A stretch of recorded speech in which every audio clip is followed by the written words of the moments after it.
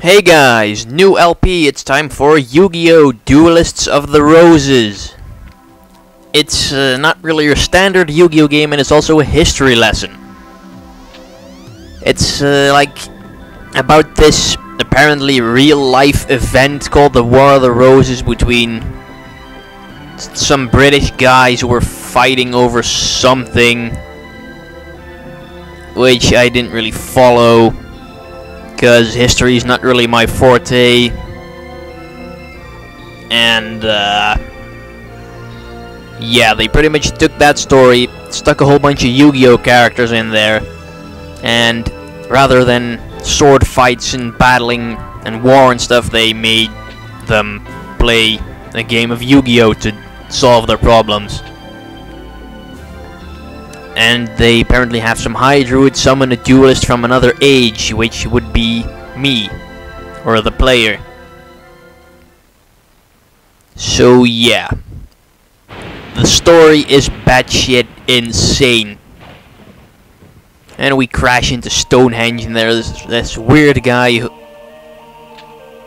and I don't recall ever seeing him in the Yu-Gi-Oh! Cartoon or something. Don't have any idea who the frick he is. Apparently we're the Rose Duelists, and they need to use me to defeat the evil forces of the Rosenkreuz.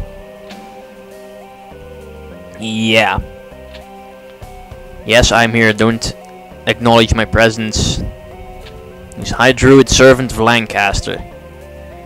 My name. Let's see now. Your name in this game decides what starter deck you get. See how many characters I can have. Yeah, that's a lot.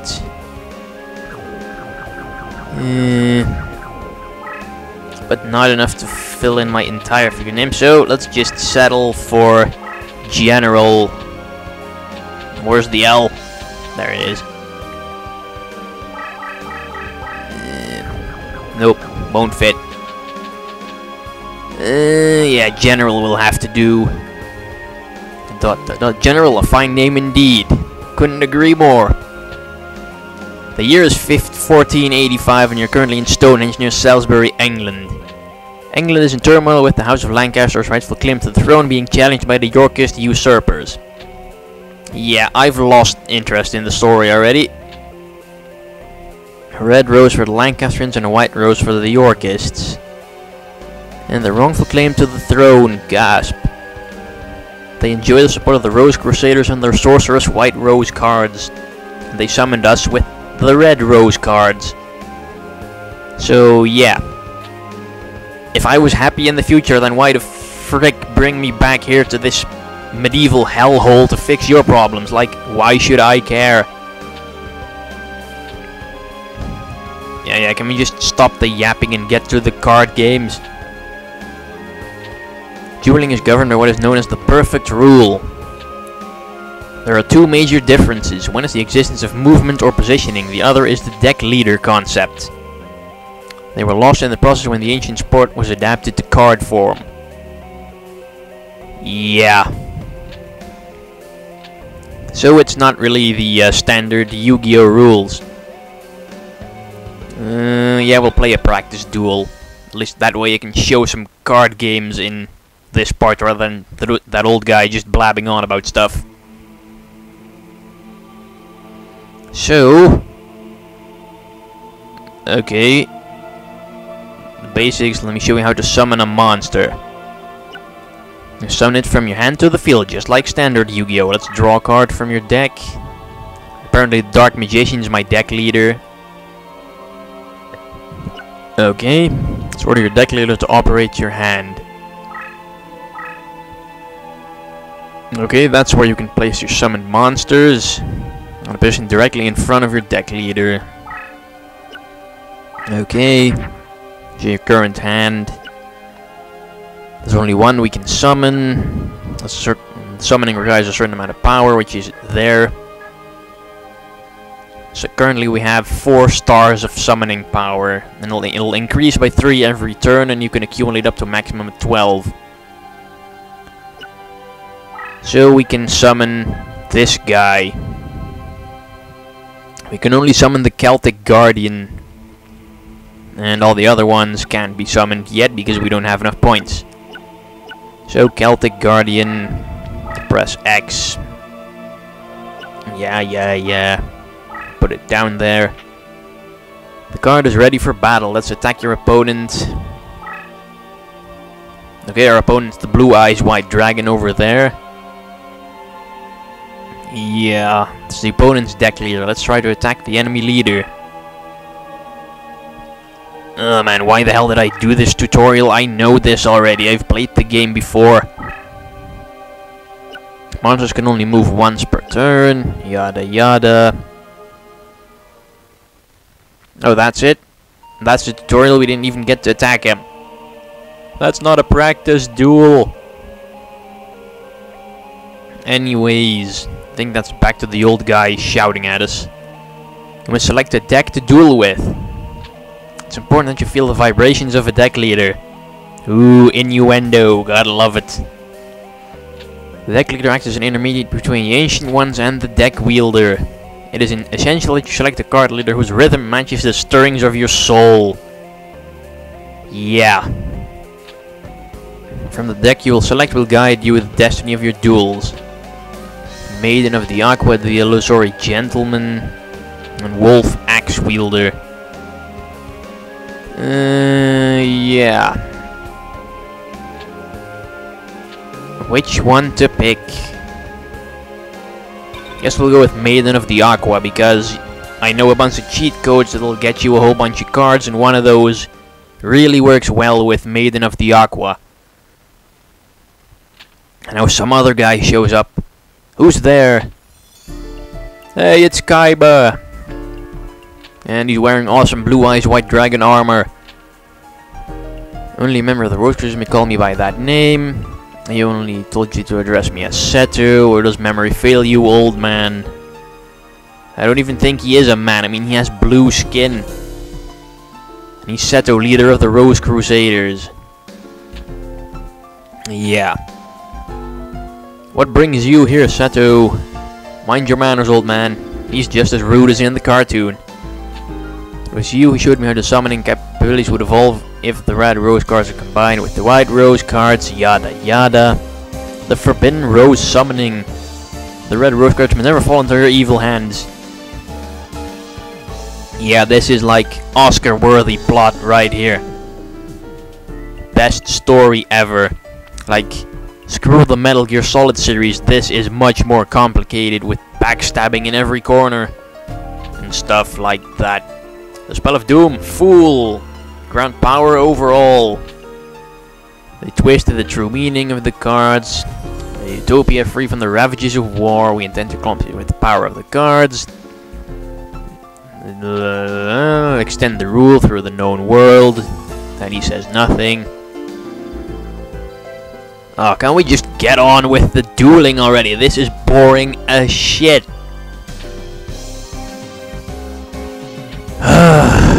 Me a fool, and what about you? Are you fool enough to believe the red rose cards would remain here in my possession?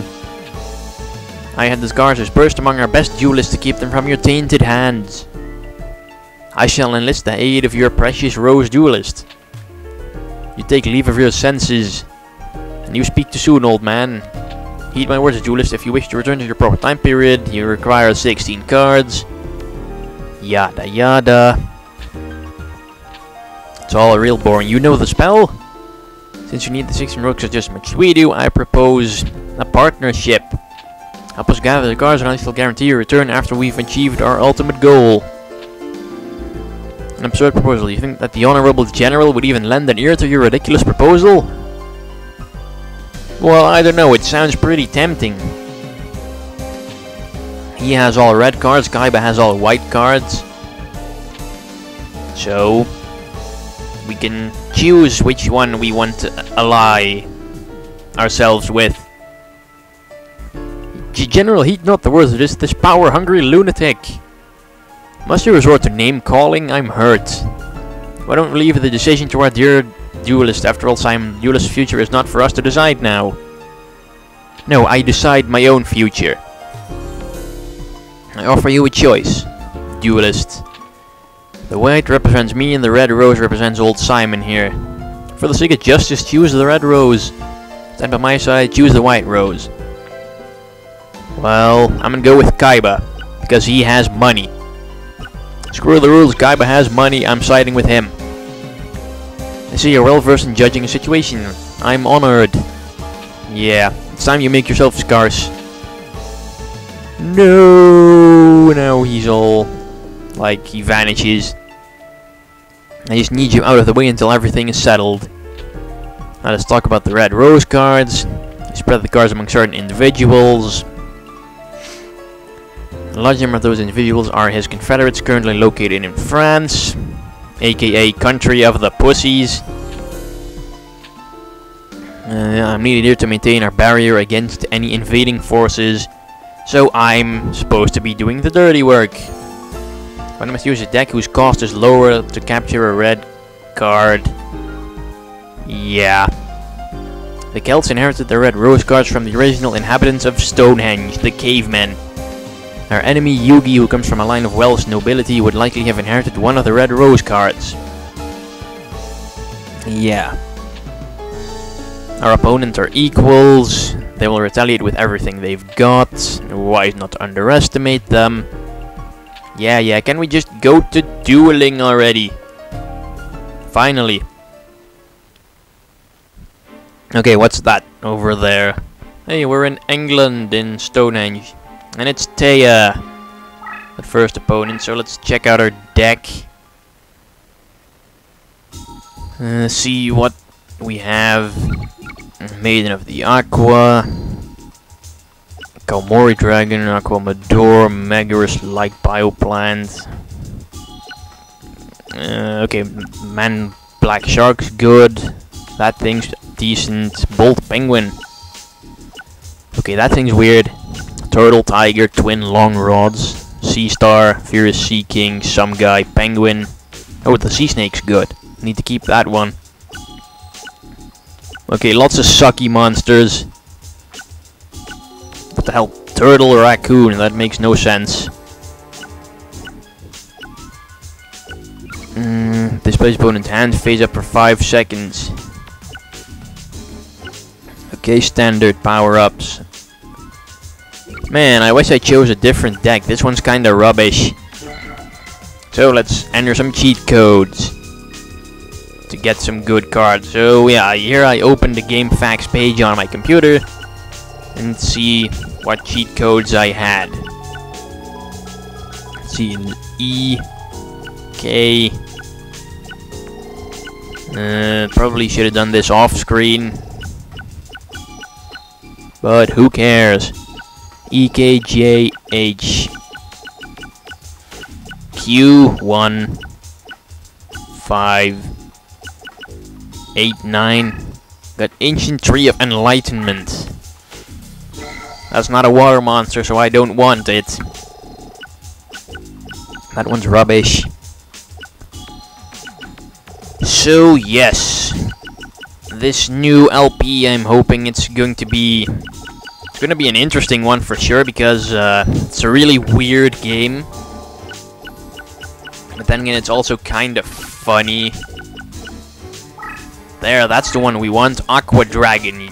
Aqua Dragon's a must if you have this deck, because it's such a good card for a water deck. So yeah, I think I'm just gonna do this one, and then I'll do the rest of the passwords off screen. And then so in the next part, I'll make sure we are ready to start dueling.